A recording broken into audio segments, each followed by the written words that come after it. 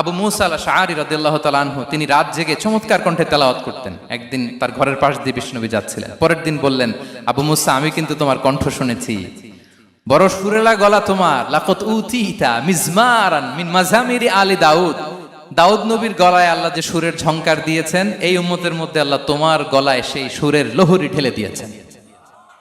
আচ্ছা বলেন, নবী যদি প্রশংসা করে যে তোমার তেলাওয়াতটা খুব সুমধুর হয়েছে, তার কেমন লাগবে বলেন তো? আচ্ছা নবী বাদ দেন, শায়েখ আব্দুর রহমান আস-সুদাইস এসে যদি আপনারে বলে তোমার কণ্ঠটা তো বড় মিষ্টি, কেমন লাগবে আপনার? আর স্বয়ং বিশ্বনবী যদি বলে, সুবহানাল্লাহ পড়বেন না? আল্লাহু আকবার। এইভাবে ইসলাম সাহাবাদেরকে উৎসাহিত করতেন। মাঝে মাঝে প্রশ্ন করতেন, তাদের অ্যাটেনশন গ্রো করার জন্য তিনি প্রশ্ন করতেন।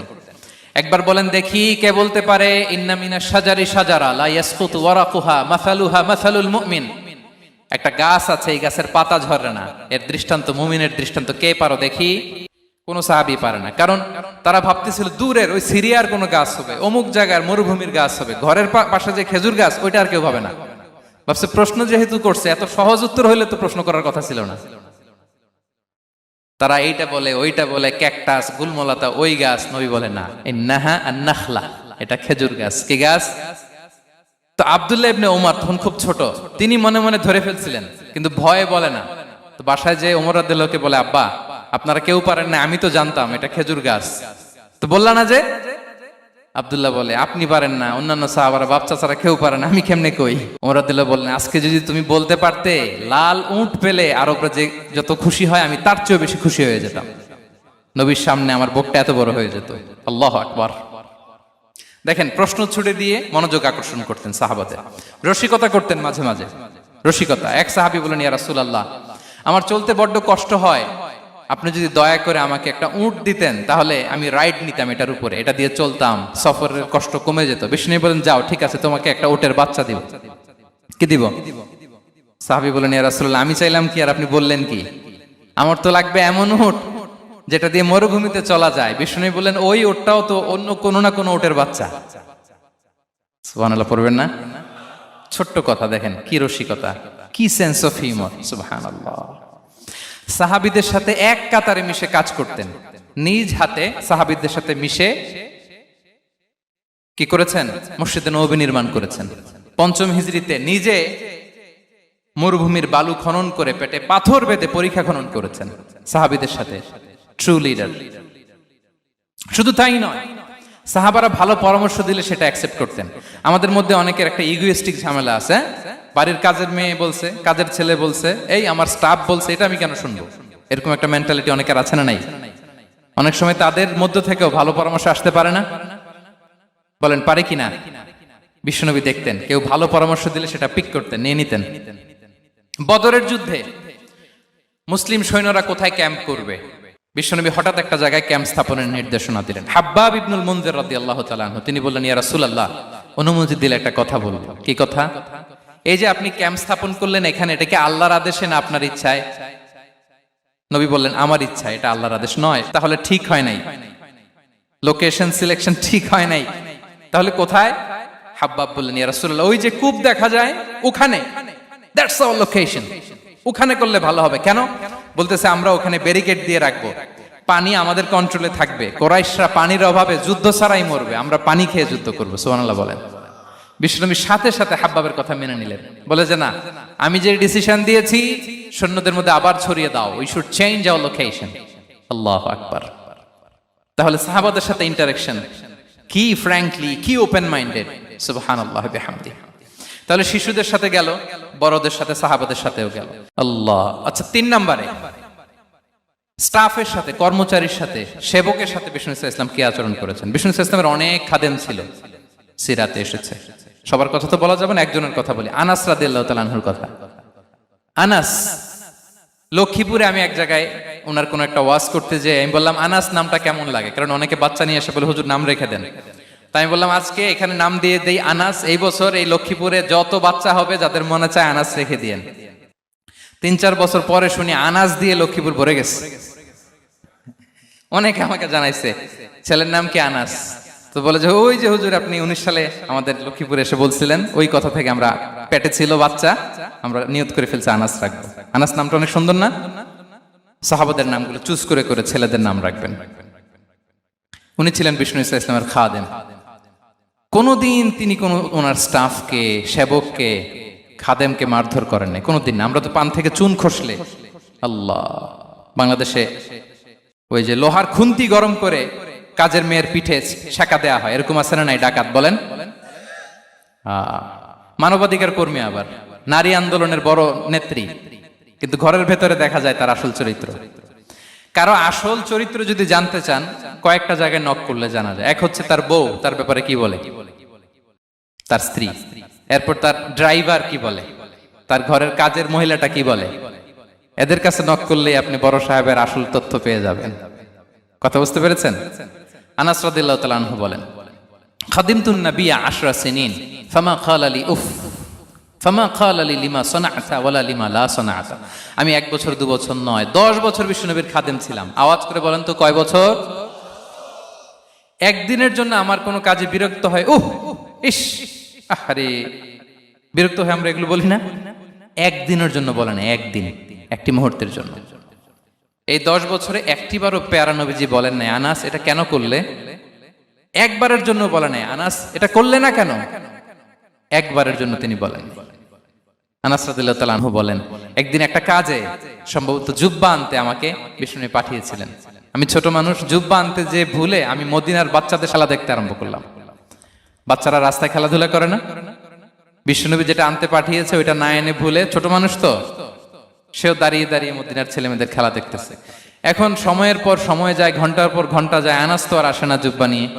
বিষ্ণু ভাবলেন, হায় রে, আনাস মনে ভুলে গেছে, যাই নিজের কাজ নিজেই করে নিয়ে আসি। বিষ্ণু বেরোলেন, বেরোই দেখে ওই তো আনাস, আমার আনাস বাচ্চাদের সাথে খেলা দেখতেছে। আমরা হইলে কি করতাম? আমরা হইলে কি? মাইর, ওই যে ডাইরেক্ট মাইর। আল্লাহ, আজকে তোর একদিন কি আমার একদিন না? বিষ্ণু গেলেন, তিনিও বাচ্চাদের সাথে খেলা দেখতে শুরু করলেন, কিছুই বললেন না, শুধু আলতো হাতে আনাসের পিঠে হাত রাখলেন, ঘাড়ে আলতো হাতে। বিষ্ণুবীর হাতটা রেশমের চেয়েও সফট ছিল। হাত রাখলেন, হাত রাখাতে আনাস রাদিয়াল্লাহু তাআলা আনহু ফানাযারতু ইলাই, তিনি বললেন আমি পিছনের দিকে তাকালাম, বিষ্ণুবীর দিকে আমি তাকালাম। হঠাৎ করে দেখলাম যে বিষ্ণুবী। তাকানোর পর পর আমি ভয় পেয়ে গেলাম, কিন্তু বিষ্ণু সাল্লাল্লাহু আলাইহি ওয়াসাল্লাম ধমক দেয় নাই, কিরে আনাস তুই এখানে, এটাও বলে নাই। তাকালাম, ওয়া হুয়া ইয়াদহাক, তিনি একটা মুচকি হাসি দিলেন। বললেন, আনাস তোমাকে না কাজে পাঠিয়েছিলাম, এখানে কেন?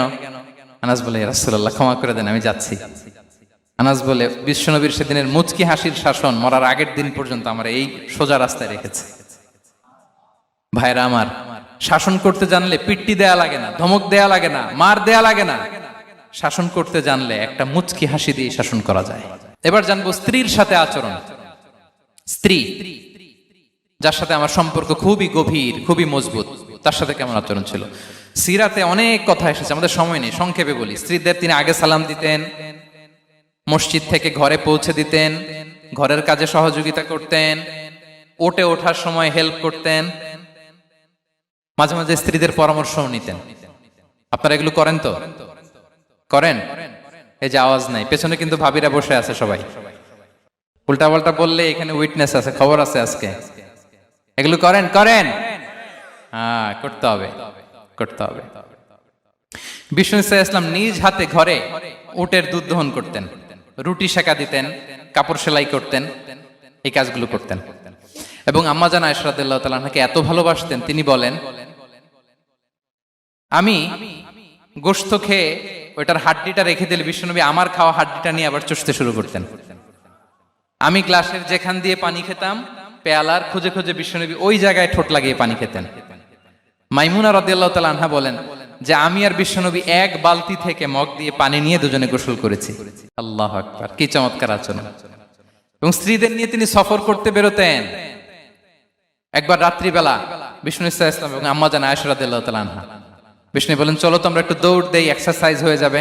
দুইজনে দৌড় দিলেন। তখন আম্মা জান আয়েশা রাদিয়াল্লাহু তাআলা আনহা একটু স্লিম ছিলেন, তো দৌড়ে বিশ্বনবী পিছে পড়ে গেলেন, আম্মা জান আয়েশা ফার্স্ট হয়ে গেলেন, আগে চলে গেলেন।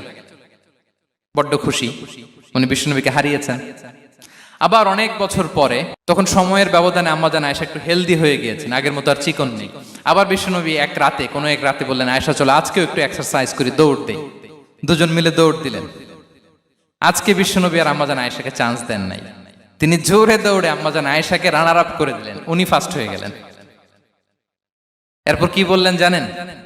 সুনান আবু দাউদের হাদিস, তিনি বললেন, ইয়া আয়েশা হাদিহি বিতিলকা সাবকা।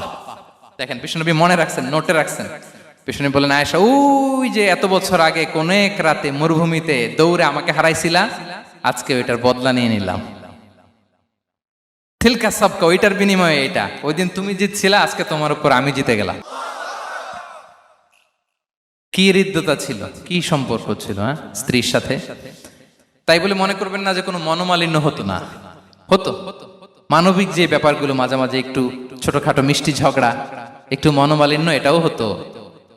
এবং বিশ্বনবী এটাও টের পেতেন। তিনি বলতেন, আয়েশা ইন্নী লা আ'লামু ইযা কুনতি আলাইয়া গাদবা ওয়া ইযা কুনতি আলাইয়া রাদিয়া। আয়েশা, কখন তুমি আমার উপর রেগে থাকো আর কখন খুশি থাকো, সবটাই কিন্তু আমি টের পাই। আম্মাজান আয়েশা অবাক হলেন, কি করে টের পান? বিশ্বনবী বলেন, যখন তুমি আমার উপর খুশি থাকো তখন দোয়ার সময় বলো লা ওয়া রাব্বি মুহাম্মদ, তুমি বলো হে মুহাম্মদের রব আল্লাহ, মদিনার উপর রহম করেন, আমাদেরকে ক্ষমা করেন। হে মুহাম্মদের রব, আমাদের ক্ষমা করেন, এইভাবে দোয়া করো। আর যখন তুমি রেগে থাকো তখন আমার নামটা মুখ দিয়ে নিতে চাও না, তখন তুমি দোয়াতে বলো লা ওয়া রাব্বি ইব্রাহিম, হে ইব্রাহিমের আল্লাহ, হে ইব্রাহিম নবীর খোদা, আমাদের মাফ করো। তখন তুমি আমার নাম নাও না, কৌশলে আমার নামটা বাদ দাও। আম্মাজান আয়েশা বলেন, ইয়া রাসূলুল্লাহ মা আহজুরু ইল্লা ইসমাক। নবী হে, আমি তো আপনার নামটাই শুধু মুখ থেকে বাদ দেই, আমার হৃদয় থেকে তো কখনো আপনারে বাদ দিতে পারি না। এটা ঠিক, তখন রেগে থাকি, আপনার নামটা মুখে নেই না, কিন্তু হৃদয় থেকে তো আপনাকে সরাতে পারি না। সুবহানাল্লাহ।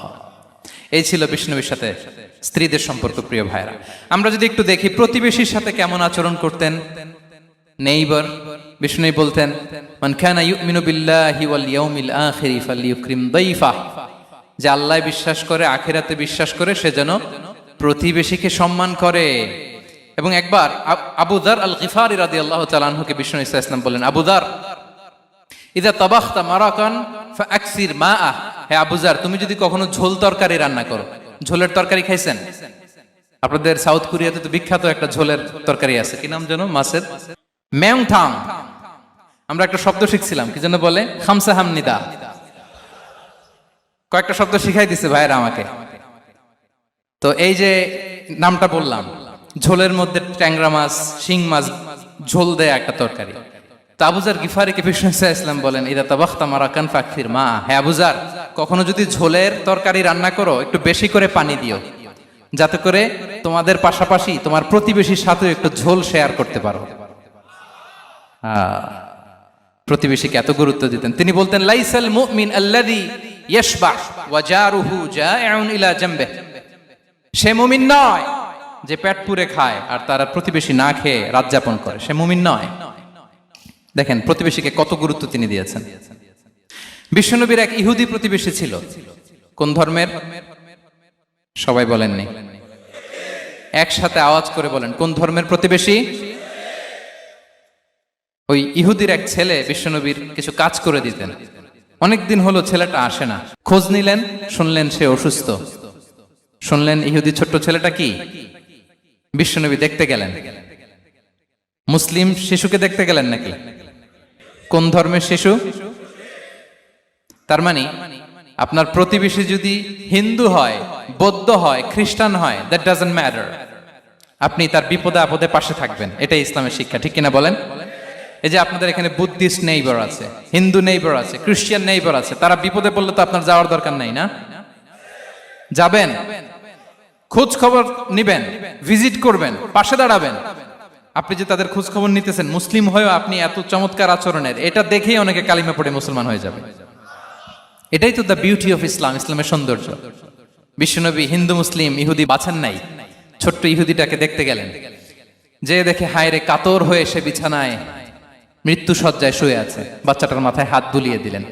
হাত বুলিয়ে বাচ্চাটাকে, ইহুদি বাচ্চাটাকে বললেন, আসলিম, হে শিশু তুমি ইসলাম ধর্ম গ্রহণ করো। এখন ছোট্ট মানুষ, তার বাবা আবার পাশে দাঁড়িয়েছে, আব্বা কি বলে না বলে, সে নাযারা ইলা ওয়াজহি আবি, বাবার দিকে তাকালেন। তা বাবা বলে আতি আবুল কাসিম, মানে বিষ্ণু ইসলামের কুনিয়াত, বড় ছেলে ছিল কাসেম, তাকে বলা হতো আবুল কাসেম। ইহুদি বাবা বলল মোহাম্মদ যা বলে তাই করো। সাথে সাথে সে পড়ল আশহাদু আল্লা ইলাহা ইল্লাল্লাহ ওয়া আশহাদু আন্না মুহাম্মাদুর রাসূলুল্লাহ। বিশ্বনবী বেরোয়ার সময় বললেন আলহামদুলিল্লাহিল্লাযী আনকাযাহু মিনান নার, প্রশংসা সে আল্লাহর যে একটু আগে জাহান্নামী হওয়ার কথা ছিল, মুহূর্তে কালেমার মধ্য দিয়ে তাকে জান্নাতি বানিয়ে দিলেন। দেখেন প্রতিবেশীর সাথে কি আচরণ। ইহুদি প্রতিবেশীর পাশে দাঁড়িয়েছেন, অসুস্থ, ভিজিট করেছেন। আমরা যেন আমাদের প্রতিবেশীর খোঁজ রাখি। অভুক্ত প্রতিবেশী রেখে আপনি পেট পুরে খেয়ে তাহাজ্জুদ পড়লে ওই তাহাজ্জুদ আল্লাহর দরবারে যাবে না। খবরদার, খবরদার, আমরা যেন প্রতিবেশীর সাথে সুসম্পর্ক রাখি। এবার যুদ্ধবন্দীদের সাথে বিষ্ণু ইসলাম কেমন আচরণ করেছেন। যুদ্ধবন্দী, POW, প্রিজনার অফ ওয়ার, যুদ্ধবন্দী পর্যন্ত যুদ্ধ হয়েছে, প্রতিপক্ষ হেরেছে, আমরা জিতেছি, তাদেরকে বন্দী হিসেবে আমরা পেয়েছি, তাদের সাথে ইসলাম কি আচরণ করতে বলে। আমরা তো অনেক যুদ্ধবন্দীদের ইতিহাস জানি পৃথিবীতে। আবু গারিব কারাগারের কথা শুনেছি আমরা ইরাকে, ঠিক কিনা? হ্যাঁ, পশ্চিমারা কি নির্যাতন করেছে। আমরা কিউবার গুয়ান্তানামো বের কথা শুনেছি, কি অমানবিক নির্যাতন তারা করেছে, কি টর্চার সেল তারা ওখানে করেছিল। সম্প্রতি আমরা আমাদের বাংলাদেশে আয়নাঘরের কথাও শুনেছি। তো আয়নাঘরে যাদেরকে টর্চার করা হয়েছে এরা যুদ্ধবন্দী? এরা তো কারাবন্দী, তাও অন্যায় ভাবে। এনফোর্স ডিসঅ্যাপিয়ারেন্স ছিল, অন্যায় ভাবে তাদেরকে গুম করা হয়েছে। অন্যায় ভাবে বছরের পর বছর যাদেরকে এভাবে কষ্ট দেয়া হয়েছে, ফ্যামিলি থেকে দূরে রাখা হয়েছে, কিয়ামতের দিন তাদেরকে আল্লাহ জালেমের কাতারে দাঁড় করাবে। ইসলাম কারাবন্দীতে দূরের কথা, যুদ্ধবন্দীদের সাথে ভালো আচরণের কথা বলেছে। আল্লাহ বলেন ওয়ায়ুতঈমুনা আত-তাআমা আলা হুব্বিহি মিসকিনাও ওয়া ইয়াতীমান ওয়া আসীরা। বিশ্বাসীরা গরিব দুঃখীদের যেমনি খাবার খাওয়ায়, যুদ্ধবন্দীদেরও খাবার খাওয়ায়, যুদ্ধবন্দীদেরও খাবার খাওয়ায়। এবং বিষ্ণু বলেছেন ইস্তাউসু বিল উসারা খায়রা, যুদ্ধবন্দীদের সাথে তোমরা ভালো আচরণ করো। বদরের যুদ্ধে 70 জন বন্দী হয়ে আসলো। বিশ্বনবী 70 জনকে সাহাবাদের মধ্যে ভাগ করে দিলেন, বললেন তোমরা খারাপটা খাবে, বন্দীদেরকে ভালোটা খাওয়াবে। কি নমুনা স্থাপন করেছে ইসলাম। সুমামা ইবনে উসাল রাদিয়াল্লাহু তাআলা আনহু নামে এক যুদ্ধবন্দীর ছোট্ট ঘটনা বলে আমি পয়েন্টটা শেষ করছি। ইয়ামামার বড় লিডার ছিলেন, যুদ্ধবন্দী হয়ে মদিনায় আসলেন, নাম সুমামা ইবনে উসাল রাদিয়াল্লাহু তাআলা আনহু। তখন মুশরিক ছিলেন, যুদ্ধবন্দী হিসেবে আনা হলো। তাকে মসজিদে নববীর পিলারের সাথে রশি দিয়ে বাঁধা হলো। বিষ্ণু বললেন সুমামা কি অবস্থা তোমার, কেমন লাগে, তোমার সাথে কেমন আচরণ করা হবে বলো। বললেন মুহাম্মদ তুমি চাইলে মারতেও পারো, বাঁচিয়েও রাখতে পারো। বিষ্ণু বললেন সুমামা এ দুনিয়াটাই শেষ নয়, আখিরাতে বিশাল এক জগৎ পড়ে আছে। তুমি যদি শাহাদা বাক্য পড়ো আমাদের ভাই হয়ে যাবা, তোমার সেফটি সিকিউরিটির দায়িত্ব আমাদের, আমরা তোমরা সবাই মিলে এক। তারপর একে একে বিশ্বনবী তার সাথে ইসলামের সৌন্দর্যগুলো তুলে ধরলেন, সালাত কি, যাকাত কি, এগুলো বুঝালেন। বাড়িতে যেয়ে বললেন সবচেয়ে ভালো খাবার রান্না করো, একজনকে দিয়ে মসজিদে পাঠালেন। যুদ্ধবন্দীর সাথে কি আচরণ দেখছেন। এরপরের দিন বিশ্বনবী আবার তাকে ইসলামের দাওয়াত দিলেন। এরপর বাড়িতে এসে একজনকে বললেন যাও আমার ওই উটের দুধ দহন করে তাকে এক পেয়ালা গরম দুধ দিয়ে আস। আমরা জামাইকেও তো এরকম সমাদর করি না, কি বলেন। তৃতীয় দিন বিশ্বনবী আবার খাবার নিয়ে গেলেন, আবার ইসলামকে তুলে ধরলেন। সুমামা তো অবাক, যুদ্ধবন্দীদের সাথে মুসলমানরা এরকম আচরণ করে। 3 দিন ধরে লাগাতার যখন ইসলামকে প্রেজেন্টেশন শেষ, বিষ্ণু বললেন যাও এবার সুমামা ইবনে উসালের রশিটা খুলে তাকে ছেড়ে দাও। সাহাবারা বললেন বলেন কি ইয়া রাসূলুল্লাহ, ভয়ঙ্কর, বিশ্বাসঘাতকতা করবে, মেরে ফেলবে আমাদের। বিষ্ণু বললেন না আমি যা জানি তোমরা তা জানো না, ছেড়ে দাও। সুমামাকে ছেড়ে দেয়া হলো। সুমামা বের হলেন মসজিদ থেকে, ফিরে তার ভূখণ্ড, তার এলাকা ইয়ামামাতে তিনি গেলেন না।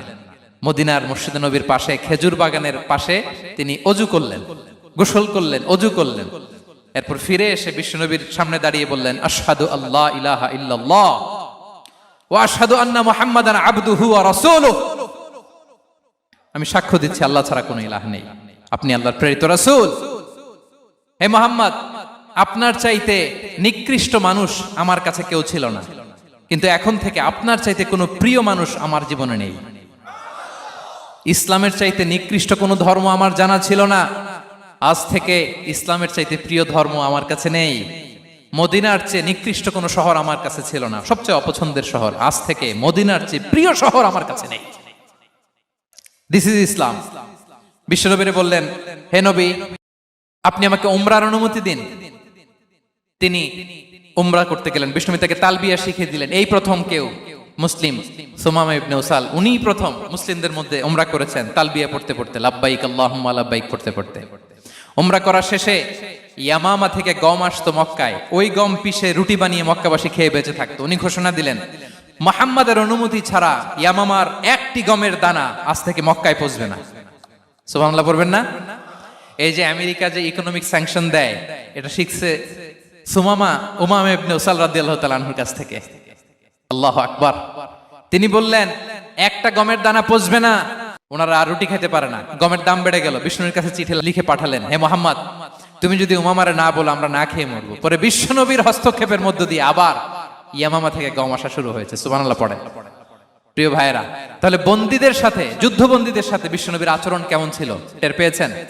ভিক্ষুকের সাথে কি আচরণ? বিশ্বনবী কখনো না বলতে পারতেন না। কেউ হাত পাতলে কি বলতে পারতেন না?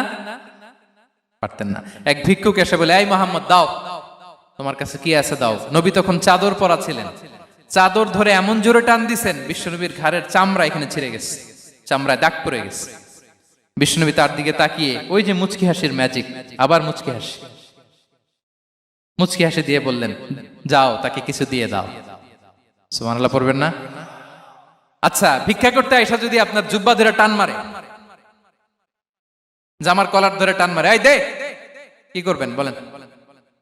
ওই যে মায়ের, মানে ডানে ভাই আর কোনো সলিউশন নাই, খালি মায়ের, আইজো মায়ের খাইলো মায়ের। দেখেন, ভিক্ষা করতে এসে জামা ধরে টান দিয়ে ঘাড়ের চামড়ায় এখানে দাগ ফেলে দিয়েছে, কিন্তু বিশ্বনবী হাসি দিয়ে সলিউশন করলেন। সুবহানাল্লাহ পড়েন। শত্রুদের সাথে তিনি কেমন আচরণ করেছেন? আল্লাহ আল্লাহ আল্লাহ আল্লাহ। তায়েফের ময়দানে রক্তাক্ত হয়েছেন, রক্তাক্ত। পাহাড় রক্ষী ফেরেশতারা বলে, নবী আপনাকে রক্তাক্ত করেছে? তায়েফে কেন গেছিলেন বিশ্বনবী? জমির বায়না করতে না? তায়েফে জমি কিনতে গেছিল না? তায়েফবাসীকে জাহান্নামের আগুন থেকে বাঁচাতে রক্তাক্ত করা হয়েছে। পাহাড় রক্ষী ফেরেশতারা বললেন, নবী একটা আদেশ দেন, দুই দিক থেকে চাপা মেরে পুরো তায়েফবাসীকে মাটির সাথে মিশিয়ে ফেলবো, মাটির সাথে মিশে যাবে। বিশ্বনবী বললেন, না না, তারা হয়তো ঈমান আনে নাই, তাদের ভবিষ্যৎ প্রজন্মের কেউ না কেউ লা ইলাহা পড়বে, কেউ না কেউ লা ইলাহা জপবে। তাই হয়েছে। তাইফে যদি যান, আল্লাহু আকবার, মসজিদ আর মসজিদ, শান্তি আর শান্তি। আল্লাহু আকবার। উহুদের ময়দানে দাঁত শহীদ হয়েছে, রক্তাক্ত হয়েছে, হেলমেট ভেঙে কপালে পাথর ঢুকেছে। ফেরেশতারা বললেন, আদেশ দেন, উহুদ পাহাড় তাদের ঘাড়ের উপরে বসিয়ে দেন। বিষ্ণু বললেন, না। বিষ্ণু বললেন, না, আল্লাহুম্মা হদি কওমি ফাইন্নাহুম লা ইয়ালামুন। আল্লাহ আমার কওমকে ক্ষমা করে দেন, ওরা বুঝে নাই। দেখেন, শুধু ক্ষমাই চান নাই যে আল্লাহ ওদেরকে মাফ করে দেন, ওদের হয়ে কৈফিয়ত দিয়েছেন আল্লাহকে, এক্সকিউজ দিয়েছেন। আল্লাহ কেন কেন ক্ষমা করবেন? কারণ ওরা বুঝে নাই। এক্সকিউজ দিয়েছেন, তাদের হয়ে কৈফিয়ত দিয়েছেন। এই ছিল শত্রুদের সাথে বিশ্বনবীর আচরণ। যুদ্ধের ময়দানে ঘোষণা দিতেন, খবরদার, ওদের নারীদের গায়ে হাত দিবে না, শিশুদের গায়ে হাত দিবে না, গবাদি পশু মারবে না, কোন পাদ্রীর গায়ে হাত দিবে না। গোটা বিশ্বের কেউ, কোন যুদ্ধের সেনাপতি যুদ্ধের ময়দানে এমন মানবতা দেখাতে পারে না। চিল্লায় বলেন ঠিক কিনা? অষ্টম হিজরিতে মক্কা বিজয়ের দিন থারথার করে কাঁপছিল কুরাইশরা, যে আজকে তো আমাদেরকে ক্যাপিটাল পানিশমেন্ট দিবে, ডেথ পেনাল্টি দিবে। বিশ্বনবী বললেন, না, লা তাসরিবা আলাইকুমুল ইয়াউম ইযহাবু ফাআনতুমুত তালাকা। 4-5 জনকে তিনি শাস্তি দিয়েছেন, গণহারে শত শত হাজার হাজার পরিবারকে তিনি ক্ষমা করে দিয়েছেন। বললেন, তোমরা আমার ভাই, ভাই ভাইয়ের সাথে যেরকম আচরণ করবে, ইউসুফ তার ভাইদের সাথে যা করেছে আমি তাই করব, আমি ক্ষমা করে দিলাম। আল্লাহু আকবার। এ ছিল শত্রুদের সাথে আচরণ। বলেছেন, জান্নাতের সর্বোচ্চ স্তরে তারা অ্যাপার্টমেন্ট পাবে, ওই অ্যাপার্টমেন্টের অধিকারী যেন আমরা হতে পারি। আল্লাহ তৌফিক দান করুক। আল্লাহ তাআলা আমাদের সবাইকে কথাগুলো বোঝার, আমল করার তৌফিক দান করুক। আল্লাহ তাআলা আপনাদের সবাইকে ভালো রাখুন, সুস্থ রাখুন, নিরাপদে রাখুন। হাযা মা ইনদি ওয়াল ইলমু ইনদাল্লাহ আলাইহি তাওয়াক্কালতু ওয়া ইলাইহি উনী। ওয়াসসালামু আলাইকুম ওয়া রাহমাতুল্লাহি ওয়া বারাকাতুহু।